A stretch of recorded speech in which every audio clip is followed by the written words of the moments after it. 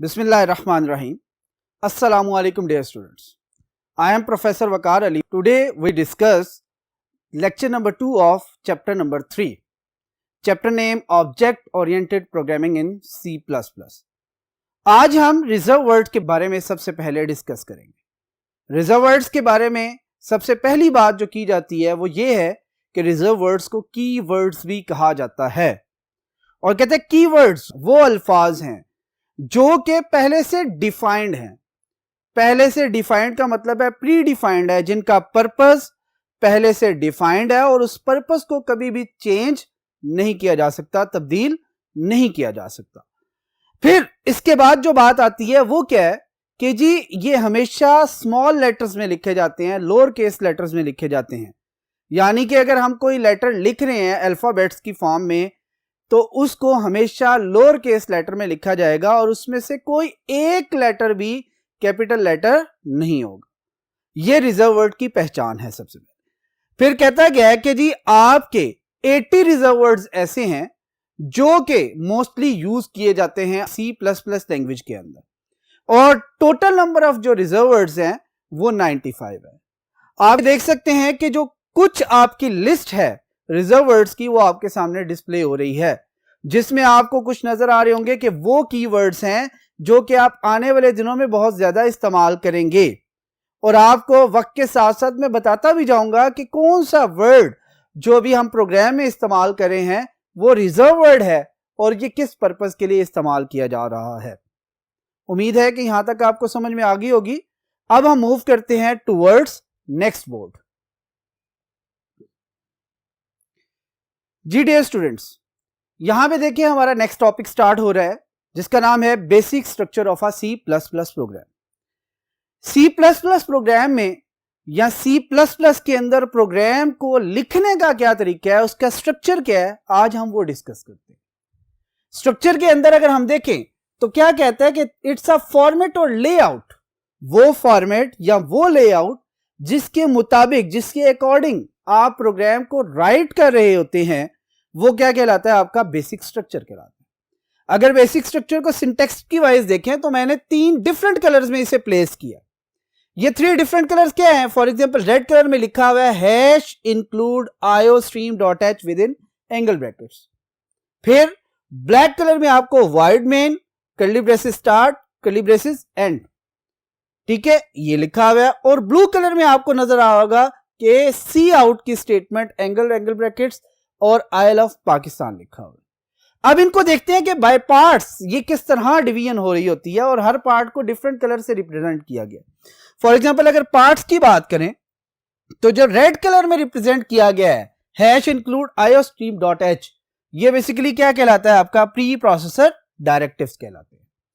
Then second देखें, जो भी ब्लैक पार्ट आपका लिखा गया है ब्लैक कलर में वो सारा का सारा आपका क्या मेन फंक्शन है। अब मेन फंक्शन का स्टार्ट भी है, इसके अंदर हेडर भी है और इसकी बॉडी भी है। बॉडी बेसिकली कौन सी है आपकी, कर्ली ब्रेसेस स्टार्ट से लेकर एंडिंग कर्ली ब्रेसेस तक जो भी आपका है ये सारा का सारा क्या है, आपका मेन फंक्शन की बॉडी है। फिर आपके पास थर्ड में आपके क्या है जो कि ब्लू कलर में आपको रिप्रेजेंट हो रहा है, दैट इज C++ स्टेटमेंट्स। ठीक है, अब वन बाय वन इनकी डिस्कशन करते हैं। सबसे पहले डिस्कस करते हैं किस चीज को, प्री प्रोसेसर डायरेक्टिव्स को। अब प्री प्रोसेसर डायरेक्टिव्स के बारे में क्या कहता है, कहता है these are the instruction for compiler. यानी कि प्रोग्रामर जब भी प्रोग्राम लिखेगा तो उसमें स्टार्ट की कुछ इंस्ट्रक्शंस ऐसी होंगी जो कि यूजर के लिए नहीं है, जिसका बेसिक ताल्लुक आपका किसके साथ है, कंपाइलर के साथ। ठीक है, इसलिए क्या कहा जाता है कि these are the instructions for the compilers. फिर सेकंड बात क्या कहता है, कहता है always written at the start of the program. अभी आप अगर हम देखें जो मैंने सिंटेक्स वाज़ेह किया है, जो लिखा है उसके अंदर सबसे टॉप ऑफ द प्रोग्राम यानी कि स्टार्ट ऑफ द प्रोग्राम में आपने प्री प्रोसेसर डायरेक्टिव्स लिखे हैं, इसलिए हमेशा ये कहां पर लिखे जाएंगे, स्टार्ट ऑफ द प्रोग्राम के अंदर। फिर उसके बाद क्या बात करता है, थर्ड वन कहता है start with the hash symbol. कहता है आप यहां पे एक चीज और नोट करेंगे कि जितने भी आपके प्री प्रोसेसर डायरेक्टिव्स होंगे वो सारे के सारे किसके साथ स्टार्ट किए जा रहे होंगे, वो हमेशा #include iostream.h के साथ स्टार्ट किए जा रहे होंगे। इसका मतलब है कि जब भी हम कोई प्री प्रोसेसर डायरेक्टिव को लिखना चाह रहे हैं तो वो हमेशा स्टार्ट ऑफ द प्रोग्राम में लिखेंगे, वो हमेशा हैश सिंबल से स्टार्ट होगा। और इसके साथ साथ कहता है कि ये सारी की सारी इंस्ट्रक्शंस किसके लिए होंगी, कंपाइलर के लिए होंगी। यानी कि इसका बेसिकली ताल्लुक आपके C++ के प्रोग्राम के जो कंपाइलर है उससे है, डायरेक्ट यूजर की इंटरेक्शन इसके साथ नहीं होगी। उम्मीद है कि यहां तक आपको समझ आ चुका होगा बेटा। अब हम मूव करते हैं टुवर्ड्स नेक्स्ट बोर्ड। जी डियर स्टूडेंट्स, अब देखते हैं हम थर्ड बोर्ड के ऊपर हमने सबसे पहले मेंशन किया है प्री प्रोसेसर्स के डिफरेंट टाइप्स को। अब प्री प्रोसेसर्स के डिफरेंट टाइप्स में अगर सबसे पहले डिस्कशन करें तो हमें नजर आएगा कि हमारे पास दो टाइप्स हैं इसकी। पहली टाइप देखिए क्या कहता है कि it's an include pre processor directive. Include का वर्ड अगर देखें तो इसका मतलब है कि हम किसी ना किसी चीज को क्या कर रहे होंगे, ऐड कर रहे होंगे अपने प्रोग्राम के अंदर। अब वो क्या चीज है जो कि ऐड करनी है, वो हमें नेक्स्ट स्टेटमेंट से पता लगता है। वो क्या कहता है use to include header files in a program. यानी कि अगर हम किसी भी हेडर फाइल्स को अपने प्रोग्राम के अंदर ऐड करना चाह रहे हैं तो हम कौन सा प्री प्रोसेसर डायरेक्टिव यूज करेंगे, हम basically include pre processor directive इस्तेमाल करेंगे। जैसे कि नीचे एग्जांपल गिवन है, उस एग्जांपल में क्या लिखा हुआ है, हैश टैग इंक्लूड, आगे एंगल ब्रैकेट्स के अंदर iostream.h। iostream.h एक हेडर फाइल है। इसके बारे में फर्दर आगे जाके हम देखेंगे कि इसका पर्पस क्या है, आगे ये किस काम में आती है और ये कौन कौन से ऑपरेशंस परफॉर्म करती है, ये सारी चीजें बाद में हम डिस्कस करेंगे। लेकिन बेसिक पर्पस हमें यहां पे समझ आ गया कि इंक्लूड प्री प्रोसेसर का बेसिक पर्पस क्या है कि वो तमाम की तमाम हेडर फाइल्स को इंक्लूड करवाने के लिए यूज की जाती है।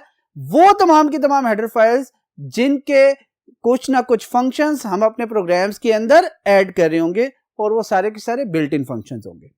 देन हम आगे बात करते हैं सेकंड टाइप की, तो हमें नजर आता है it's a defined pre processor directive. Defined pre processor directive से पता ही चल रहा है कि ये कुछ ना कुछ डिफाइन करता होगा, कोई ऐसी चीजें डिफाइन करता होगा जो कि आगे हमने इस्तेमाल करनी होगी।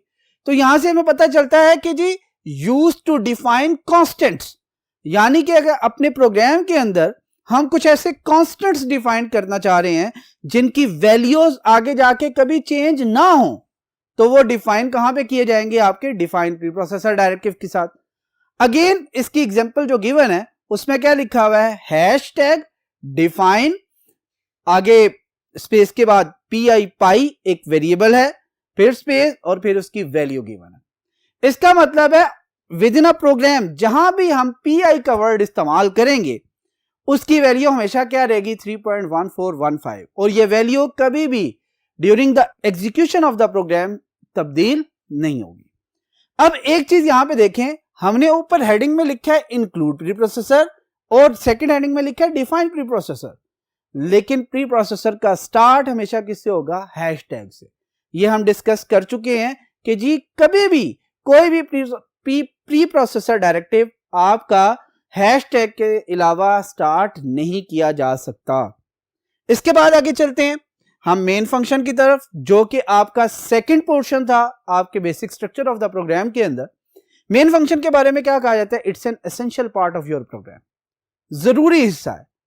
इसका मतलब है कि आपके प्रोग्राम के अंदर इसका होना बहुत ज्यादा जरूरी है, इसके बगैर आपका प्रोग्राम एग्जीक्यूट नहीं कर सकता। अब यहां पे वो पूछता है कि जी क्यों जरूरी है, वाई, तो हम क्या लिखते हैं आगे, हमें पता चलता है कि जी आपके प्रोग्राम की एग्जीक्यूशन हमेशा कहां से स्टार्ट होती है, हमेशा आपके मेन फंक्शन से। यानी कि मेन फंक्शन आपके प्रोग्राम के अंदर एक ड्राइवर का रोल प्ले कर रहा है जो कि किसी कार को चला रहा होता है। लिहाजा यहां पर मेन फंक्शन बिल्कुल उसी तरह है जो कि आपके प्रोग्राम की एग्जीक्यूशन को क्या कर रहा है, स्टार्ट कर रहा है, और फिर आगे जितनी भी प्रोसेसिंग है वो सारी की सारी होती रहेगी। ठीक हो गया यहां तक बेटा। आगे देखें, कहता है कि अगर हम अपने प्रोग्राम के अंदर मेन को ना रखें तो क्या होगा।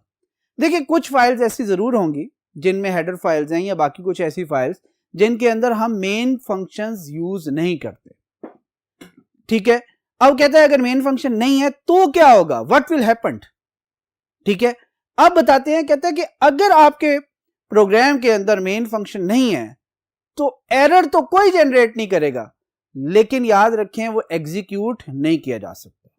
उसके अंदर एरर भी कोई नहीं होगा, लेकिन एग्जीक्यूट नहीं किया जा सकता। एग्जीक्यूट क्यों नहीं किया जा सकता? पहली स्टेटमेंट जो इस पूरे पोर्शन की है वो क्या है कि ये एसेंशियल पार्ट है, अगर ये नहीं होगा तो आपका प्रोग्राम एग्जीक्यूट नहीं कर सकता। उम्मीद है यहां तक आपको समझ आ चुकी होगी बेटा। अब हम मूव करते हैं towards first board for the statements of the basic structure of C++ program. जी डियर स्टूडेंट्स, अब हम बात करते हैं third part of the basic structure of C++ program, जिसमें हमने C++ स्टेटमेंट्स के बारे में डिस्कस करना है। C++ स्टेटमेंट्स क्या कहती हैं? कहती सबसे पहली बात तो यह है कि हमेशा ये कर्ली ब्रेसेस के दरमियान लिखी जा रही होती हैं। कभी भी ऐसा नहीं है कि इन्हें आउटसाइड द कर्ली ब्रेसेस लिखा जा रहा हो, चाहे वो आपका मेन फंक्शन है या कोई और फंक्शन है, हमेशा ये कहां लिखी जाएंगी? हमेशा in between the curly braces. उसके बाद अगर बात की जाए तो कहते हैं स्टेटमेंट जो लिखी जा रही होती हैं हमेशा कोई ना कोई स्पेसिफिक टास्क परफॉर्म कर रही होती हैं। अगर यहां पे थोड़ी सी डिस्कस करूं, जैसे कि हम बेसिक स्ट्रक्चर में देख के आए कि एक स्टेटमेंट लिखी हुई थी सी आउट, आगे एंगल ब्रैकेट्स, फिर आपके पास लिखा हुआ था डबल कोट्स के अंदर आई लव पाकिस्तान। बेसिकली ये स्टेटमेंट सी आउट जो सी है ये किस पर्पस के लिए थी? कहते हैं कंसोल बेस्ड आउटपुट के लिए। अब इसका मतलब है कि वो स्टेटमेंट कर क्या रही है? वो आई लव पाकिस्तान को कंसोल के ऊपर डिस्प्ले कर रही है। ठीक है, इसी तरह की और भी बहुत सी स्टेटमेंट्स हो सकती हैं जो कि हम फर्दर अपने प्रोग्राम्स के अंदर इस्तेमाल करते रहेंगे। और जितनी भी स्टेटमेंट्स हैं वो तमाम की तमाम कोई ना कोई स्पेसिफिक टास्क परफॉर्म कर रही होती है। हर स्टेटमेंट जो सी होती है उसका स्पेसिफिक पर्पस होता है। कभी हम बिल्ट इन फंक्शंस को एज एन स्टेटमेंट इस्तेमाल कर सकते हैं, कभी हम बिल्ट इन फंक्शंस को एज अ स्टेटमेंट इस्तेमाल कर सकते हैं। जब हम उनको एज अ स्टेटमेंट इस्तेमाल करते हैं तो फिर क्या होता है कि हर स्टेटमेंट के एंड पर सेमीकोलन प्लेस किया जाता है। ये सेमीकोलन क्या करता है? ये बताता है कि जी आपकी ये स्टेटमेंट यहां पर क्या हो रही है? टर्मिनेट कर रही है। सेमीकोलन आप देख ले कैसे प्लेस करते हैं। फॉर एग्जांपल आपकी जितनी भी स्टेटमेंट आपने लिखी थी, जैसे कि आपने देखा था लास्ट जब हम स्ट्रक्चर डिस्कस कर रहे थे कि उसके अंदर सी आउट, एंगल ब्रैकेट्स, देन आप क्या कह रहे थे? आई लव पाकिस्तान लिखा हुआ था। फॉर एग्जांपल हम दोबारा उस स्टेटमेंट को अगर यहां पे लिखें तो कैसे लिखेंगे? C out, angle brackets, double quotes के अंदर आई लव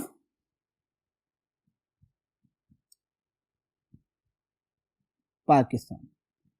जैसे ही हमने ये देख लें, ये कंप्लीट स्टेटमेंट है और इस स्टेटमेंट के एंड पे क्या है? एक स्टेटमेंट टर्मिनेटर है जो कि ये बता रहा है कि यहां पर आपकी एक स्टेटमेंट क्या हो चुकी है? कंप्लीट हो चुकी है।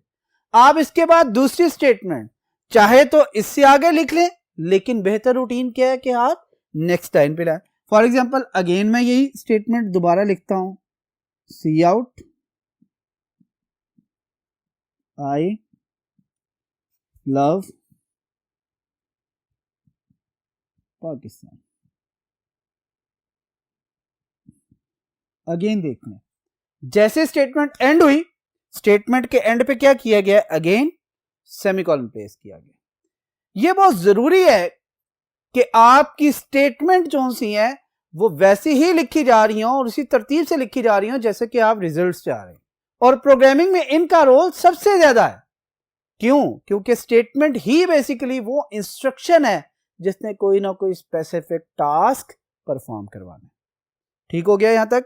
आगे देखें, उसके बाद क्या बात करता है कि जी आपके प्रोग्राम के अंदर हम या एक कर्ली ब्रेसेस के अंदर कितने नंबर ऑफ स्टेटमेंट्स इंक्लूड करवा सकते हैं या राइट कर सकते हैं? तो इसमें याद रखिएगा अनलिमिटेड। इसके अंदर कोई भी रिस्ट्रिक्शंस नहीं है। आप चाहे तो एक स्टेटमेंट लिखें एक कर्ली ब्रेसेस के अंदर, आप चाहे तो 10 लिखें, आप चाहे तो 100 लिखें, आप चाहे तो 1000 स्टेटमेंट लिखें। आप जितने भी स्टेटमेंट्स लिखना चाह रहे हैं वो तमाम की तमाम statements one after the each other क्या हो रही होंगी? एक रूटीन के मुताबिक एग्जीक्यूट होती जाएंगी। और एग्जीक्यूट करते हुए जो जो उनका स्पेसिफिक टास्क है वो क्या करती रहेंगी? परफॉर्म करती रहेंगी। बेसिकली ये जो स्टेटमेंट सामने लिखी हुई है जिसमें लिखा हुआ है सी out, angle bracket double quotes के अंदर I love Pakistan and with a semicolon. ये स्टेटमेंट बेसिकली क्या करती है, ये एक मैसेज, जो कि मैसेज क्या है, आई लव पाकिस्तान, या मैसेज के बजाय हम ये भी कह सकते हैं इट्स अ स्ट्रिंग, जो कि क्या है, आई लव पाकिस्तान। इसको एक स्क्रीन के ऊपर आपके सामने क्या कर रही होगी, डिस्प्ले कर रही होगी। अब हम थोड़ा सा क्विक रिव्यू करते हैं। आज के लेक्चर के अंदर सबसे पहले हमने रिजर्व वर्ड्स की बात की। रिजर्व वर्ड के अंदर हमने डिस्कस किया कि ये कीवर्ड्स होते हैं, हमेशा प्री डिफाइंड होती हैं, ये हमेशा स्मॉल लेटर्स में लिखे जाते हैं, इनका पर्पस पहले से डिफाइन होता है और इस पर्पस को चेंज नहीं किया जा सकता। फिर हमने कुछ कीवर्ड्स देखे थे, उनकी लिस्ट देखी थी। फिर उसके बाद हमने सेकंड जो सा देखा वो basic structure of a C program देखा, उसका सिंटैक्स देखा। फिर हमने उनके 3 पार्ट्स की बात की, जिनके अंदर सबसे पहला पार्ट आपका था प्री प्रोसेसर डायरेक्टिव का, जिसे कहा गया था कि टॉप ऑफ द प्रोग्राम लिखे जाते हैं, स्टार्ट ऑफ द प्रोग्राम लिखा जाता है और हमेशा हैशटैग के साथ लिखा जा रहा है। फिर हमने बात की थी मेन फंक्शन की, जिसके बारे में यह कहा गया था कि मेन फंक्शन आपका एसेंशियल पार्ट है, कंपल्सरी पार्ट है, जिसके बगैर आपका प्रोग्राम कभी भी एग्जीक्यूट नहीं हो सकता। लास्ट में यह बात की थी कि जो मेन फंक्शन है अगर वो आपके प्रोग्राम में ना हो तो क्या होगा कि आपका प्रोग्राम कंपाइल तो हो जाएगा लेकिन एग्जीक्यूट नहीं होगा, यानी कि वो एरर कोई डिस्प्ले नहीं करेगा लेकिन एग्जीक्यूशन भी नहीं होगी। देन लास्ट में हमने सी प्लस प्लस स्टेटमेंट्स की बात की। सी प्लस प्लस स्टेटमेंट्स के अंदर हमने बात की कि ये किस पर्पस के लिए होती हैं, कोई ना कोई स्पेसिफिक टास्क परफॉर्म करवाती हैं और एंड पे क्या इसके प्लेस किया जाता है, हमेशा सेमीकोलन, जो कि ये बताता है कि ये स्टेटमेंट यहां पर एंड हो रही है। उम्मीद है डियर स्टूडेंट्स कि आज का लेक्चर आपको समझ आया होगा। इंशाल्लाह नेक्स्ट लेक्चर में आपसे फिर मुलाकात होगी। Thank you, Allah Hafiz.